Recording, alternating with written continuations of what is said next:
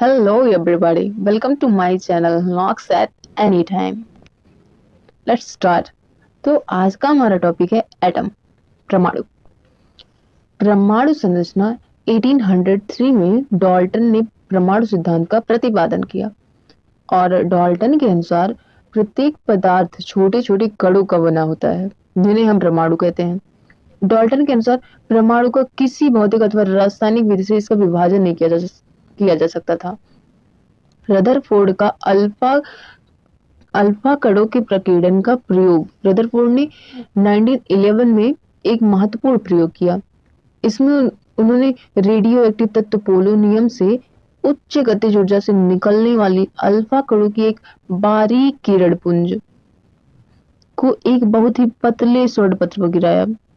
पूरे प्रबंध को निर्वात में रखा गया। पूरे प्रबंध मतलब पूरे सिस्टम जो था उसका, उसे निर्वात में रखा गया, वैक्यूम में, जिससे कि अल्फा कणों की वायु के कणों से कोई टक्कर ना हो। अगर टक्कर होगी तो उसमें गति भी तो बढ़ेगी ना। हाँ, तो रदरफोर्ड ने ये देखा कि स्वर्ण पत्र में से गुजरते हुए कण, जो कण गुजर रहे थे स्वर्ण पत्र से होकर जा रहे थे, विभिन्न दिशाओं में वो मुड़ जा रहे थे। ये कण विभिन्न दिशाओं में विक्षेपित हो जाते थे। अल्फा कणों के अपने मार्ग से विक्षेपित अथवा मुड़ने की इस घटना को हम प्रकीर्णन कहते हैं। तो रदरफोर्ड ने बताया कि परमाणु का समस्त द्रव्यमान जो होता है उसके परमाणु के समस्त द्रव्यमान और समस्त उसका धनावेश केंद्र के बहुत ही संकीर्ण अथवा छोटे भाग में, जिसे हम न्यूक्लियस कहते हैं, नाभिक कहते हैं, उसमें एकत्रित होता है। और उस नाभिक की त्रिज्या जो होती है 10⁻⁻14 मीटर की होती है।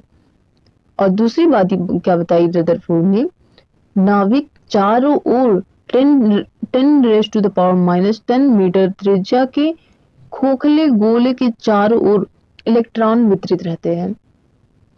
किसी भी परमाणु के समस्त इलेक्ट्रॉनों का कुल ऋणावेश, जो परमाणु में इलेक्ट्रॉन उपस्थित होते हैं, उनका टोटल जो ऋण आवेश होता है, नेगेटिव चार्ज, नाभिक में उपस्थित धनावेश के बराबर होता है, जिससे परमाणु विद्युत उदासीन रहते हैं। इसमें बोल रहा है कि परमाणु में उपस्थित इलेक्ट्रॉनों का पूरा नेगेटिव चार्ज नाभिक में उपस्थित पॉजिटिव चार्ज के इक्वल होता है, तो जिससे कि नेगेटिव पॉजिटिव मिलके वो इलेक्ट्रिक न्यूट्रल बना देता है। तो तीसरी बात क्या कही रदरफोर्ड ने, परमाणु के अंदर इलेक्ट्रॉन स्थिर नहीं रहते, बल्कि वृत्तीय मार्ग में नाभिक की परिक्रमा करते रहते हैं। वृत्तीय गति के लिए आवश्यक अभिकेंद्रक बल नाभिक के धनावेश और इलेक्ट्रॉनों के मध्य लगने वाले स्थिर वैद्युत आकर्षण बल से प्राप्त होता है। यदि इलेक्ट्रॉन स्थिर रहते हैं तो स्थिर वैद्युत आकर्षण बल के कारण वे नाभिक में गिर जाते हैं। तो रदरफोर्ड ने अल्फा कणों के प्रकीर्णन का तो प्रयोग किया, उन्होंने खोज भी तो की, लेकिन उनमें कुछ कमियां रहेगी। जैसे कि ये देखिए, रदरफोर्ड के मॉडल में कुछ कमियां थी। जैसे कि पहला आता है परमाणु के अस्थायित्व के संबंध में। वो जो परमाणु अस्थायी रूप से नहीं उसमें दिखाया गया कि वो नाभिक में गिर जाते हैं, तो परमाणु अस्थायी कहाँ रह गए। तो इन्होंने प्रूव नहीं कर पाया कि परमाणु अस्थायी होते हैं। तो उनके अस्थायित्व के संबंध में नाभिक के चारों ओर घूमते हुए इलेक्ट्रॉन में अभिकेंद्रक त्वरण पाया जाता है। वैद्युत गतिकी के अनुसार त्वरित ऋणावेशित इलेक्ट्रॉन विद्युत चुंबकीय तरंगों के रूप में ऊर्जा को उत्सर्जित करता है, जिसकी आवृत्ति इलेक्ट्रॉन के नाभिक के चारों ओर घूमने की आवृत्ति के बराबर होगी।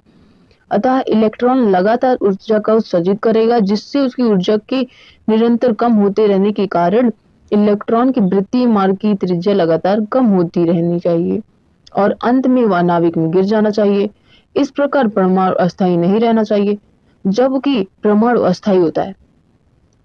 और दूसरी उनमें क्या कमियां थी, रेखीय स्पेक्ट्रम की व्याख्या करने में असमर्थ रहे। वो रेखीय स्पेक्ट्रम की व्याख्या को वो किसी को एक्सप्लेन करने में वो असमर्थ थे, समझा नहीं सके वो।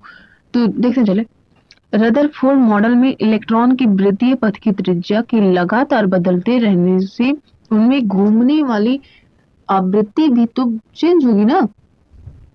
तो इसके फलस्वरूप इलेक्ट्रॉन सभी आवृत्तियों की विद्युत चुंबकीय तरंगे उत्सर्जित करेंगे, अर्थात इन तरंगों का स्पेक्ट्रम सतत होगा। परंतु वास्तव में परमाणु के स्पेक्ट्रम सतत न होकर रेखीय होते हैं, अर्थात उनमें बहुत सी बारीक रेखाएं होती हैं तथा प्रत्येक स्पेक्ट्रमी रेखा की एक निश्चित आवृत्ति होती है। कभी आपने सुना है कि फ्रीक्वेंसी बदलती रहती है? नहीं, frequency always remain same. Now अतः परमाणु से केवल कुछ निश्चित आवृत्तियों की तरंगे उत्सर्जित होनी चाहिए, सभी आवृत्तियों की नहीं। इस प्रकार रदरफोर्ड मॉडल रेखीय स्पेक्ट्रम की व्याख्या करने में असक्षम रहा। फिर लास्ट में आते हैं नील्स बोहर आते हैं इनकी कमियों को दूर करने के लिए। तो नील्स बोहर ने क्वांटम सिद्धांत दिया था।